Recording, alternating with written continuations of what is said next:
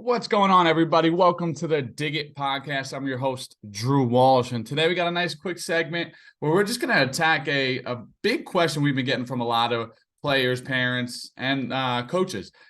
And the question is like, hey, my son or daughter or my players aren't attacking the ball, all right? As an infielder, my son or daughter or my infielders are not attacking the ball.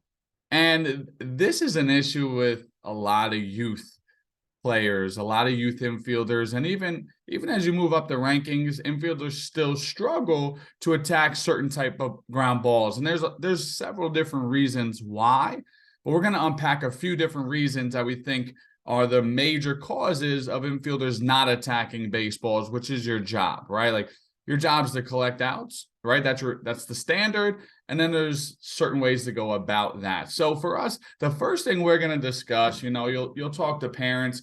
Say I'm working with Billy for the first time ever, right? And we'll always just have a conversation at first, create dialogue. I want to get to know the parents. I want to get to know the player as well, and make them feel comfortable and just kind of get some feedback on their perspective of how infield play is going and things they think they need to address, okay? And probably 99.76 to 100% of the time, the parent or infielder is going to say, I need to play faster. I need to attack the ball. All right. I'm staying back on the ball.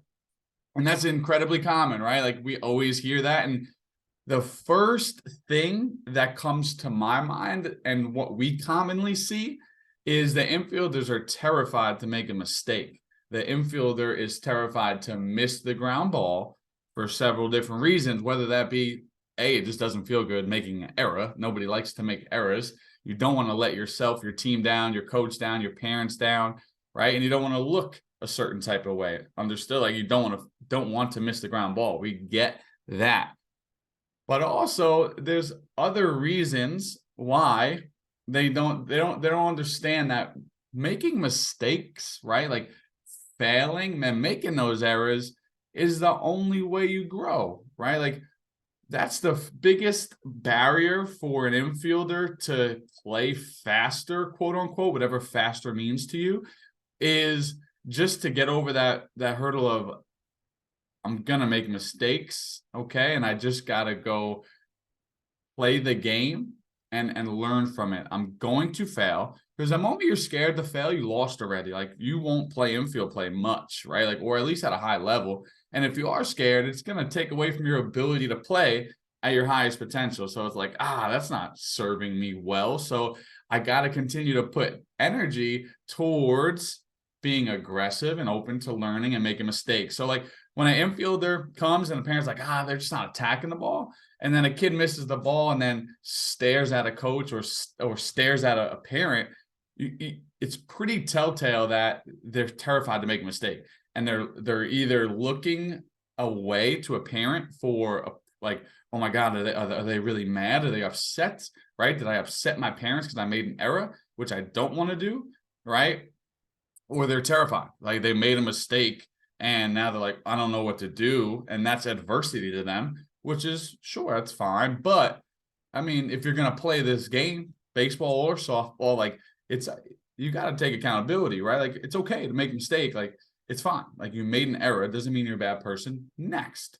Okay. So that's the biggest one we see first and foremost, right? Like they're terrified to make a mistake. That's why you won't see a kid attack the ball. I would love like to see what's going on in between these youth infielders' ears, right? In their head, what is going on when the ball is hit? It's probably an absolute frenzy, right? A million things, right? They got this coach they never met hitting ground balls. They got the parents staring at them. Who knows what kind of pep talk they had on the way there, right? So, and this ball is moving fast, shapes, spins on the ground, and they got to organize this level change posture, which is a squat or a lunge, and then they got to field it in their glove and throw. Like there was a lot of things that were going on in general of the simple ground ball mechanics. And then you have the user, right? The infielder, what the heck is going in between their ears? All right. I can assure you it's Zen music and relaxation, right? So understand that as well. Like, even if the parent's really cool and like laid back, the kid might still put a lot of pressure on themselves, right? And have a million different things going through their mind as the ball's coming. All right. And some back in the day, I forget what coach said to me, but like, if you think, you stink, right? If you think, you stink. And then, I was just thinking about that recently. I was like, man, good infielders, they think, right? They think what's happening. They think about making a mistake, because you can still be good, right? And think and be a little cerebral. But the best, man, the great react, right? Like, they react to the game. And you hear it all the time talking to infielders, like, the ball right at me. I'm struggling with it. And you're like, yo, what? Like, it's hit right at you. What do you mean? That's the toughest one. But the ball is going right, left, diving all over the place, where they don't have to think. They say, Coach, on the ones I don't have to think, I do great, right? But the ones hit right at me, I struggle. Well, we can unpack that for an hour, right? Like, okay, so the most basic generic ground ball hit right at you, which, don't get me wrong, we forget how hard this game is, but that ground ball, the standard is you got to get that ball and collect your out, right? But the ball's hit right, left, where you got to go or sprint forward and throw on the run, like those ones you're fine with. Well, that's a lot of feedback, right? Like, if you think you play and excel the best with balls that take you outside your comfort zone and make you react, well, I mean, I'm going to take that feedback and say, okay, I play really well when I react. I play really slow when I think. That's feedback, right? Like, you as a coach, you as an infielder or an athlete, got to take that feedback and continue to run with it and continue to put focus, energy on that. That has to try and be your golden standard on a daily basis. Okay. So we have infielders who struggle with paralysis by analysis, meaning they're thinking so much at their command center, right? Their brain, that there's poor communication going to the rest of their body. So, for instance, you see a highway, right? Like, a highway with one lane at rush hour is going to be very, very, very chaotic. It's going to be backed up with traffic, right? Versus a highway with 8 lanes. There's probably going to have a lot more flow, right? There's going to be a lot more cars moving at good paces, right? Clear lines of communication. Versus the one that's chaotic and stuck in a lot of traffic, it's going to be really tough, right? Similar to an infielder, right? Like, when you think about infielders, from the general level, they might not just have enough tools on their tool belt to solve the problem. Like, if you have an infielder who's just starting out, right, they might like grasp the concept, the ball hits them, catch it, throw it, but maybe they don't have that many tools, right? Like, to solve problems. If a carpenter shows up to a job site and doesn't have the tools for the necessary job, it's not necessarily he's a bad carpenter, but he doesn't have the tools to solve the problem. So you also have to identify that. I think the first thing is kids are just scared to make a mistake, but then there are scenarios where it's okay for the kid to not attack a ball. He's never learned how to, right? Like, you haven't taught him the process, and you haven't brought context to infield play. For whatever age that infielder is, context might differentiate, or maybe communication might differentiate, but it's still ultimately the same game. We got to catch the ball and throw the ball before that runner gets there, right? So parents, like, understand this is a journey. Like, infielders are going to struggle. They may not attack the ball, but figure out why. Like, are they scared? Right? Are they looking at you if they make a mistake? Are you showing terrible body language?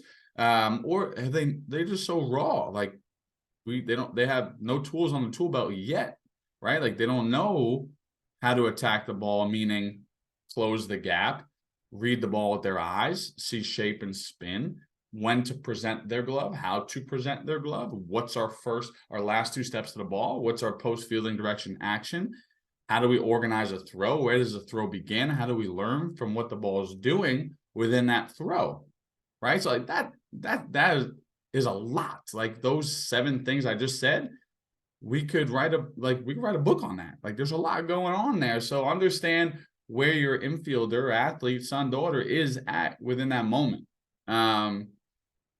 Attacking the ball. Okay, so We have one, the fear of failure. Let's unpack that and give the athlete permission to fail in efforts to become the best infielder they can be. That's the only way. The only way they're growing and develop is if they're okay with failing. All right. And then also after that, secondly, context to infield play. Like they might not know how to play the game yet, so they don't understand how to attack a ball, right? And because once they get to the ball, it's like, I don't know what to do, right? Like I'm not sure how to approach this. So we got to bring context to infield play. All right. So those are some of the biggest things I see. And a big concept we've been talking about, like, think about, we'll say, Aaron Rodgers, the newly acquired Jets quarterback. I'm so excited about it. But all right, so say right before the play, right, you got offensive coordinators up in the suites, right, calling plays into Aaron Rodgers' helmet. There's a microphone, and Aaron Rodgers is probably not listening because he does what he wants, and he's so zen. But no, the offensive coordinator is calling a few different plays based on the game strategy and flow of the offense. All right. And Aaron Rodgers is like, hey, he's in the huddle. He tells his offensive regime, hey, these are the 3 plays we got, blah, blah, blah. And they head to the line, right? And then now Aaron Rodgers surveys the defense in front of him to see the alignment, how they're approaching. They might be trying to deke him one way or the other. And he knows the plays that he has. And now he's going to judge it based upon what he sees in front of him. And if he thinks that the play they have called is the best play, hike. Let's go execute, right? You have the best probable chance to succeed and execute a task. But if he observes a defense that he's like, oh, we got the wrong play called, he's going to call what in football is an audible, which they're going to change that play, that strategy, to have more success than he thought he initially would with the first play, right? So he surveys his environment and says, you know what?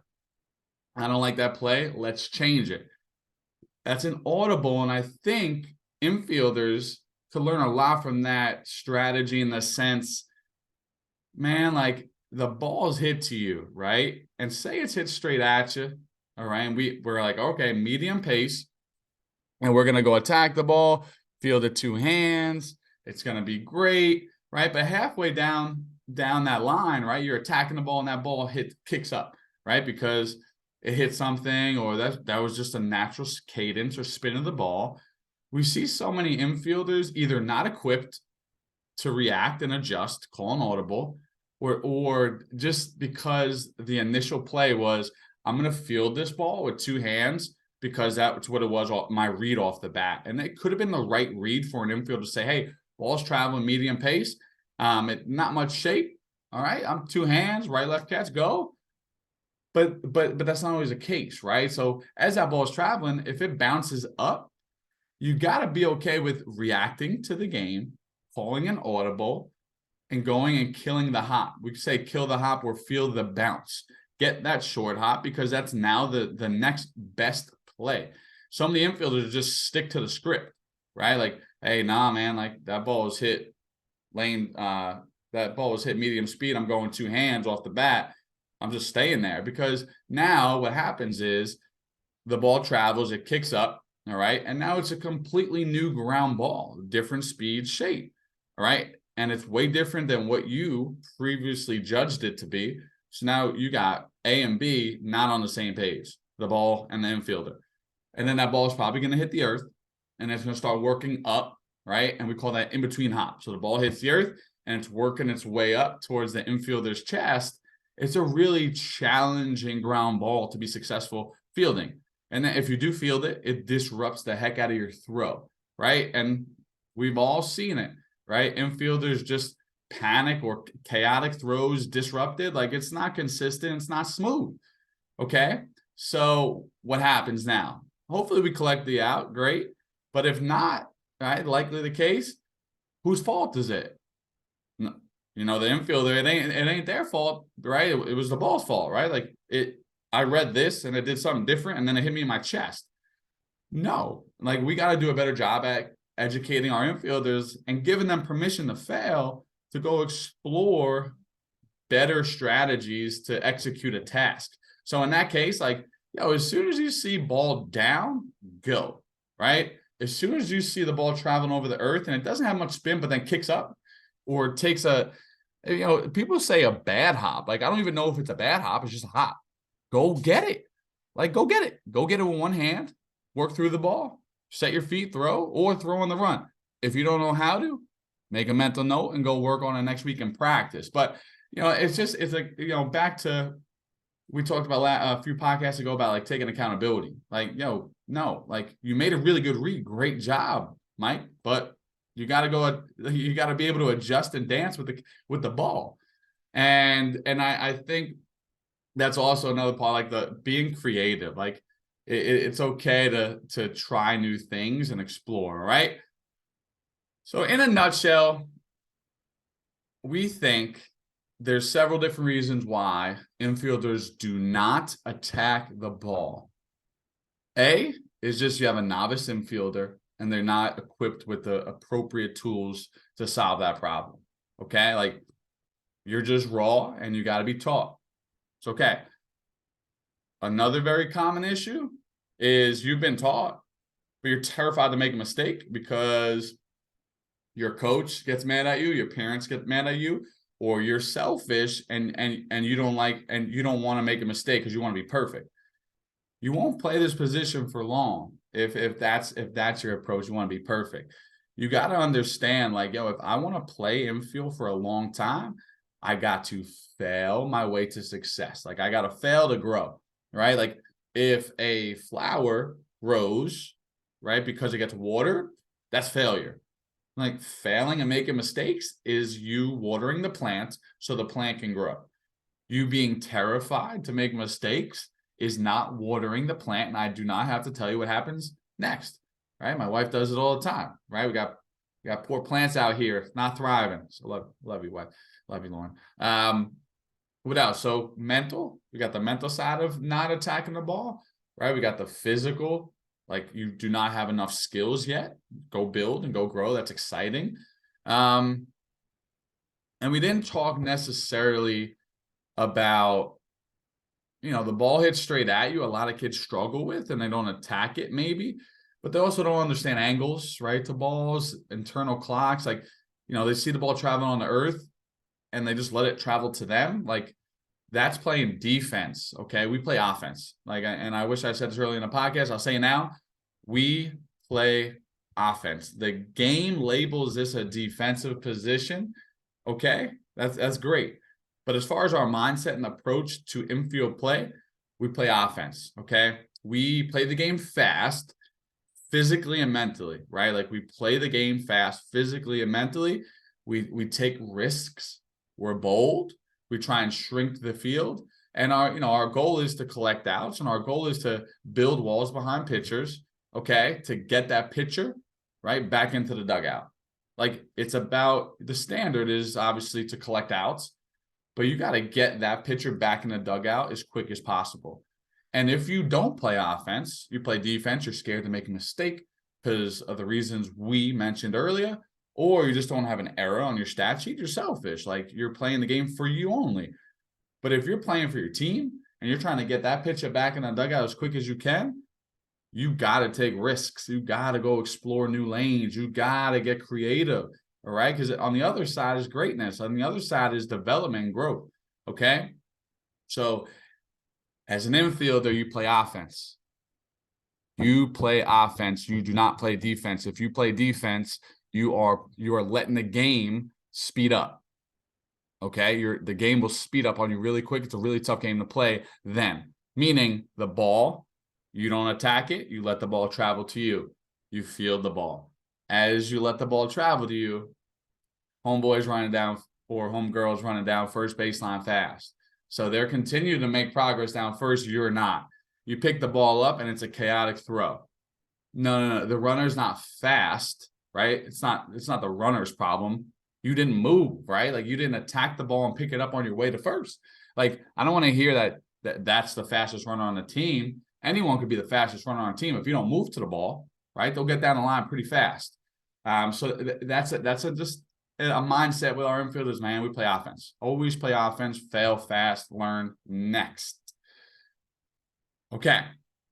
So that, and last part, okay? As far as the eyes go, balls hit straight at us. Web gem plays, the ball is usually forward, left, right, okay, on the ground. Most of those balls are on the side of our eyes, so we can see shape and speed really quick. In front of you, you see ball down, that's your trigger to go, right? Like, but balls hit straight at you, medium pace. If we stay on that line, your eyes can't see the shape as well. You could see the ball on the line. You could see it's moving towards you, but your eyes optically work way more efficiently from the side profile of the ball. So as soon as that ball is hit to you, it's a skill that you have to create and practice and clear your left eye, right? Like open the door to that ground ball so you can see the information. But as you're doing that, man, you're getting downhill. Your eyes process information quicker than you could possibly fathom. So go forward. And if you see that ball smoked, you decelerate, chop, chop, chop, right? Organize your right left catch and continue to move through and call an audible and move through that ball towards your target. Or you identify it's still chopping, you got to go get it, right? Press through the ball. Like, I think most of the time, infielders just stay on the same line, right? And the ball gets on you really quick, regardless if it's not hit fast. You have 4 seconds to get the ball to first base. So, like, if you're like, boom, ball hit, 1, 2, like that ball's halfway to you at least. So now it's like, I didn't make a move yet because I was trying to judge the ball straight behind it. And that's how you get flat-footed, right? Like that's how we see infielders get stuck and the ball eats them up, right? Ball gets deep, handcuffs them, handcuffs their feet, and it's just a very defensive act, right? The game's really fast. We do not want to put ourselves in that position. All right, guys, thank you so much for listening.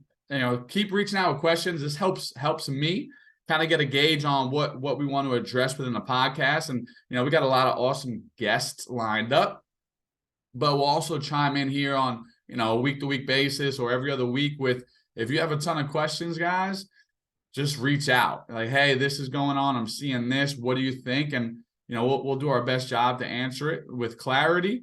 And obviously, guys, like, I don't have any promotions or any sponsorship. So the only way, I guess the only fee is you just spread the word, man. If you dig it, just let people know, like, hey, there's this Infield podcast that, they try and talk about a wide host of things. And, there's some nuggets within each episode that help us. And that'll be great for us, guys. We'd really appreciate it. So we don't ask you for any donations, but microphone, please spread the word. You guys have a great day. You take care.